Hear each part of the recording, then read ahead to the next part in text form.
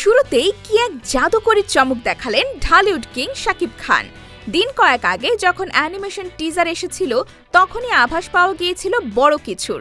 অবশেষে অপেক্ষার অবসান ঘটিয়ে শাকিব খান ও চোরকির ইউটিউব চ্যানেলে মুক্তি পেল রকস্টারের অফিসিয়াল টিজার। আর 1 মিনিট 20 সেকেন্ডের এই টিজারেই বাজিমাত করেছেন শাকিব।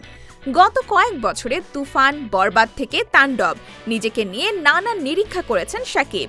তবে এবার তিনি আর কোনো অ্যাকশন তারকা বা গ্যাংস্টার নন, বরং দর্শকদের সামনে ধরা দিয়েছেন একজন আপাদমস্তক সঙ্গীত শিল্পী বা রকস্টার হিসেবে।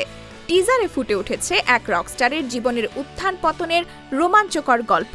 টিজার দেখে স্পষ্ট বোঝা যাচ্ছে এই চরিত্রের জন্য কতটা পরিশ্রম করেছেন তিনি। ওজন ঝরিয়ে একদম স্লিম লুকে হাজির হয়েছেন ঢালিউডের এই শীর্ষ নায়ক। বৈচিত্র্য এনেছেন চুলের কাটেও। টিজারে শাকিবের কয়েকটি ভিন্ন লুক দর্শকদের নজর কেড়েছে। আর ব্যাকগ্রাউন্ডে বেজে চলা আমাকে উড়িয়ে দাও, আমাকে পুড়িয়ে দাও, আমাকে ভাসিয়ে দাও এই নীল আকাশে গানটি যেন এক অন্যরকম আবেশ তৈরি করছে। আজমান রুশো পরিচালিত এই সিনেমাটির সব গানের কথা ও সুর করেছেন আহমেদ হাসান সানি, যার সঙ্গীতে আছেন জাহিদ নীরব।